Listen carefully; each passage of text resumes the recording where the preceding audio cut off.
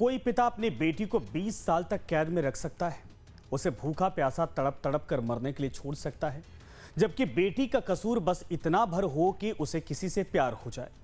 क्या कोई बेटा अपने प्यासे पिता को बूंद बूंद पानी के लिए तरसा सकता है, जबकि वो पिता हिंदुस्तान का शहंशाह रहा हो, बादशाह रहा हो? क्या कोई भाई अपने ही भाई का सिर कलम करवाकर उसे पिता को कीमती तोहफे के तौर पर थाली में सजवाकर, तस्तरी में सजवाकर भिजवा सकता है?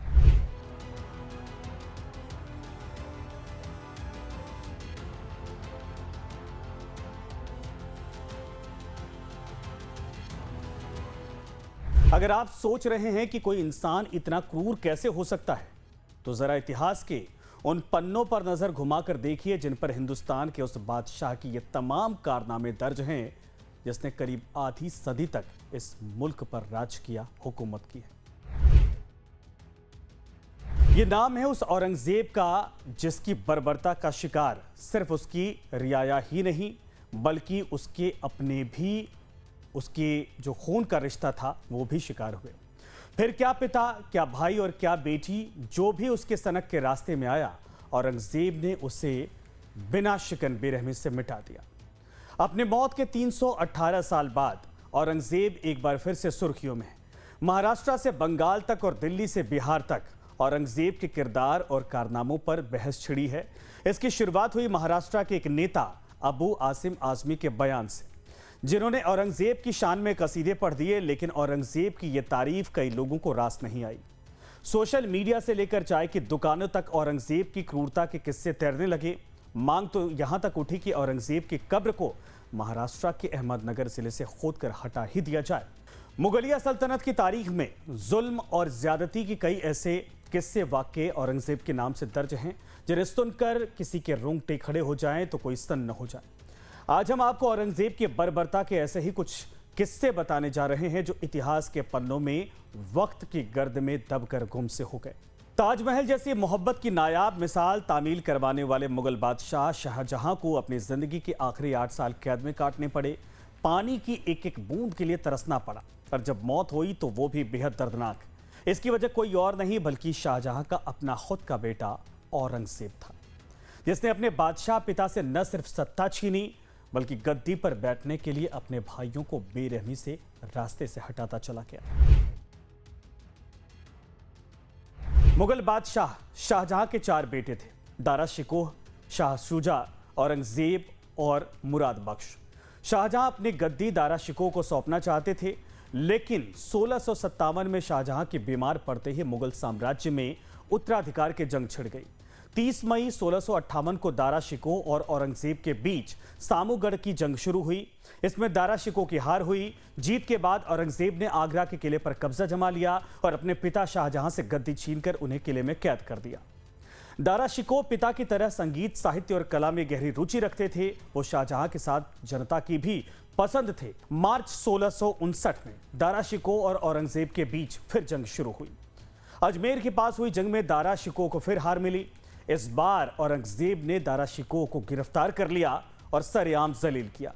कई इतिहासकारों की किताब में इसका जिक्र मिलता है कि कैसे औरंगजेब ने अपने भाई दारा को जंजीरों में जकड़कर एक हाथी पर बिठाकर दिल्ली की सड़कों पर घुमाया, वो भी फटे कपड़ों में।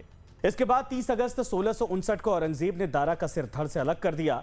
भाई का कटा सिर पूरी दिल्ली में घुमाया। उसके बाद उसे एक थाली में सजाकर कीमती तोहफे के तौर पर पिता शाहजहां को भिजवा दिया। इसके बाद औरंगजेब ने छोटे भाई मुराद बख्श की हत्या का षड्यंत्र रचा। उसने मुराद बख्श को जेल में डाल दिया, अफीम देकर उसकी मानसिक हालत खराब कर दी। यही काम उसने अपने भतीजे सुलेमान शिकोह के साथ भी किया। बाद में दोनों की हत्या करवा दी। औरंगजेब ने अपने पिता शाहजहां को आगरा के किले में कैद कर रखा था। हिंदुस्तान के बादशाह रहे शाहजहां को औरंगजेब खाने के लिए सिर्फ गोश्त की 2 बोटियां और साथ में 3 रोटियां भिजवाता था। यहां तक कि शाहजहां को पीने के लिए कितना पानी देना है यह भी औरंगजेब खुद तय करता था। गर्मी आने पर शाहजहां ने जब ज्यादा पानी की डिमांड की, मांग की, तो औरंगजेब ने कहा, जो मिल रहा है उसमें जिंदा रहो या मर जाओ। इस पर शाहजहां ने एक कविता के जरिए अपना दर्द बयां किया। शाहजहां ने लिखा, ए पिसर तू अजब मुसलमानी, ब पिदरे जिंदा आप तरसानी। आफरीन बाद हिंदवाद सदबार मैं देहंद पिदरे मुर्दा रावा दाया आप, जिसका मतलब है मेरे बेटे तुम अजीब मुसलमान हो जो अपने जिंदा बाप को पानी के लिए तरसा रहे हो। हम जिस मुल्क पर हुकूमत कर रहे हैं उस मुल्क के लोग श्राद्ध में अपने मरे हुए पूर्वजों को भी पानी देते हैं। ज़ेबुन्निसा औरंगजेब और बेगम दिलरस बानो की सबसे बड़ी संतान थी। कहा जाता है कि ज़ेबुन्निसा की शादी बचपन में ही औरंगजेब ने अपने भाई दारा शिकोह के बेटे सुलेमान शिकोह से तय कर दी थी और दोनों की सगाई भी करवा दी गई थी। लेकिन दारा शिकोह की बेरहमी से हत्या करके औरंगजेब गद्दी पर बैठा और उसके बेटे सुलेमान की भी हत्या करवा दी थी। ज़ेबुन्निसा के बारे में इतिहास में ज्यादा जिक्र नहीं मिलता, लेकिन कहा जाता है कि वो इतिहास, भूगोल समेत कविताएं लिखने, गाने और हिंदुस्तानी संगीत में गहरी रुचि रखती थी, जो औरंगजेब को हरगिज रास नहीं आता था। ज़ेबुन्निसा के बारे में यह भी कहा जाता है कि वो आशिकाना मिजाज की थी, तबीयत की थी।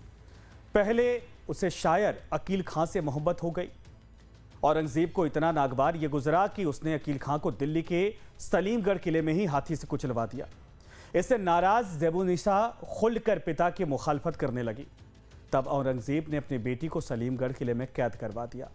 कहा तो ये भी जाता है कि ज़ेबुन्निसा को बुंदेलखंड के महाराज छत्रसाल से प्यार हो गया था, जबकि छत्रसाल को औरंगजेब बिल्कुल पसंद नहीं करता था। लिहाजा औरंगजेब के सितम ज़ेबुन्निसा पर दिन ब दिन बढ़ते चले गए। वो 20 साल तक सलीमगढ़ किले में सिसकती रही और आखिरकार उसने दम तोड़ दिया। औरंगजेब ने हिंदुस्तान पर 49 सालों तक राज किया, हुकूमत की। इस दौरान उसने इस्लाम को छोड़कर दूसरे सभी धर्मों को खत्म करने की हर मुमकिन कोशिश की। कई इतिहासकार मानते हैं कि हिंदुओं और सिखों को इस्लाम में धर्मांतरित करवाने के लिए औरंगजेब ने साम, दाम, दंड, भेद हर तरीका अपनाया।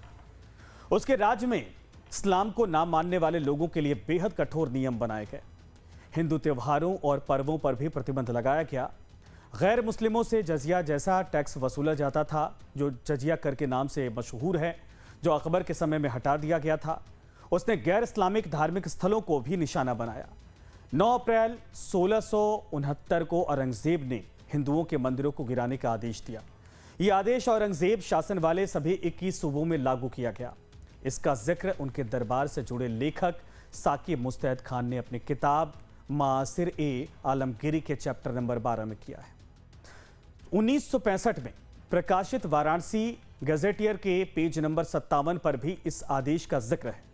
इतिहासकार मानते हैं कि इस आदेश के बाद सोमनाथ, काशी विश्वनाथ समेत कई हिंदू मंदिरों को गिराया गया। कुछ इतिहासकारों का मानना है कि औरंगजेब खौफ की बुनियाद पर अपनी हुकूमत मजबूत करना चाहता था, जबकि एक धड़े का यह भी मानना है कि वो आले दर्जे का धर्मांध था और पूरे देश का इस्लामीकरण करना चाहता था। उसकी जुल्म और ज्यादतियों का सबसे ज्यादा शिकार हुए हिंदू और सिख समुदाय के लोग। इतिहासकारों के मुताबिक औरंगजेब चाहता था कि सिखों के 9वें गुरु तेग बहादुर जी इस्लाम कबूल कर लें, लेकिन वो इसके लिए हरगिज तैयार नहीं हुए, तो औरंगजेब ने उनका सिर धड़ से अलग करवा दिया। गुरु तेग बहादुर की शहादत के बाद गद्दी संभालने वाले गुरु गोविंद सिंह जी को भी औरंगजेब की बर्बरता का सामना करना पड़ा। गुरु गोविंद सिंह जी 11 नवंबर 1675 को 10वें गुरु के रूप में गुरु गद्दी पर बैठे। 1705 में औरंगजेब की सेना ने सरसा नदी के किनारे हमला किया तो गुरु का परिवार उनसे बिछड़ गया था। गुरु गोविंद सिंह के 2 बेटों यानी साहिबजादे जोरावर और साहिबजादे फतेह सिंह को मुगल सिपहसालार वजीर खान ने षड्यंत्र रचकर गिरफ्तार कर लिया। उस समय साहिबजादा जोरावर सिंह की उम्र महज 7 साल थी, जबकि साहिबजादा फतेह सिंह महज 5 साल के थे। दोनों को पूरी रात ठिठुरती ठंड में रखा गया। रात भर ठंड में ठिठुरने के बाद सुबह होते ही दोनों साहिबजादों को वजीर खां के सामने पेश किया गया, जहां भरी सभा में उन्हें इस्लाम धर्म कबूल करने को कहा गया, लेकिन दोनों ने इनकार कर दिया। फिर उन्हें सिर झुकाने को कहा गया, लेकिन दोनों इसके लिए राजी नहीं हुए। वजीर खान ने दोनों साहिबजादों को काफी डराया, धमकाया, प्यार से भी इस्लाम कबूल करने के लिए राजी करवाना चाहा, लेकिन दोनों अपने फैसले पर अटक रहे। तब वजीर खान ने दोनों साहिबजादों को जिंदा दीवारों में चुनवाने का आदेश दिया। इतिहास में दर्ज कारगुजारियां औरंगजेब की जो तस्वीर बताती हैं, वो एक जिद्दी, जालिम, फिरका परस्त, शातिर बादशाह की है। एक ऐसा बादशाह जिसने दक्कन जीतने की जिद में अपना खजाना खाली कर दिया, लेकिन जो ताजमहल के निर्माण को फिजूल खर्ची मानता था और इसके लिए पिता को काफ़ी उसने परेशान किया, कभी माफ़ नहीं किया। जो सत्ता के लिए भाइयों का कत्ल करवाने से चूका ना हो, जिसने सनक में बेटी को 20 साल कैद में रखा हो, वही औरंगजेब अपने खर्चे के लिए टोपियां बनाता था और कुरान की प्रतियां लिखता था। सुनने में अटपटा लोगों को लगेगा, लेकिन मुगलिया सल्तनत की तारीख लिखने वालों ने इस बात का जिक्र किया है कि औरंगजेब ने अपने जनाजे के लिए टोपियां बनाकर पैसे इकट्ठा किए थे, जबकि भारत की अर्थव्यवस्था उस दौर में बेहद मजबूत थी और दुनिया भर की जीडीपी में 25% हिस्सेदारी अकेले भारत की थी। जिस औरंगजेब के नाम भर से बड़ी बड़ी रियासतें थर्रा उठती थी, उसी औरंगजेब की मौत लाचारी में हुई, वो भी दिल्ली से दूर अहमदनगर में। 88 साल की उम्र में मरने से पहले औरंगजेब का शरीर सफेद पड़ चुका था, मानो खून की एक भी बूंद ना बची हो। जिसके नाम से हिंदुस्तान कांपता था, उसका हाथ कांपने लगे थे, आवाज धीमी पड़ चुकी थी। अपने बेटों के लिखे खत में औरंगजेब की लाचारगी साफ झलकती है। औरंगजेब ने लिखा है कि अब मैं बूढ़ा और कमजोर हो चुका हूं। जब मेरा जन्म हुआ था तब मेरे नजदीक बहुत से लोग थे, लेकिन अब मैं अकेला पड़ गया हूं। मैं नहीं जानता मैं कौन हूं और इस संसार में मैं क्यों आया हूं। मुझे आज उन लम्हों का अफसोस है जिन लम्हों में मैं अल्लाह की इबादत को भूला। मैंने लोगों का भला नहीं किया, मेरा जीवन ऐसे ही निरर्थक बीत गया। भविष्य को लेकर मुझे कोई उम्मीद नहीं रह गई है। बुखार अब उतर गया है, लेकिन शरीर में अब सूखी चमड़ी के अलावा कुछ रह नहीं गया। इस दुनिया में मैं कुछ भी लेकर नहीं आया था, लेकिन अब पापों का भारी बोझ लेकर यहां से जा रहा हूं। मैं नहीं जानता कि अल्लाह मुझे क्या सजा देगा। मैं लोगों को जितने भी दुख दिए हैं, वो हर पाप और बुराई जो मुझसे हुए हैं, उसका अंजाम मुझे भुगतना होगा। ये औरंगजेब के आखिरी खत में लिखा गया था, जिसमें उसने अपने गुनाहों का प्रायश्चित किया है। ये एपिसोड आपको कैसा लगा लिखिएगा जरूर, और लाइव टाइम के साथ बने रहिए। सब्सक्राइब करना ना भूलें। धन्यवाद।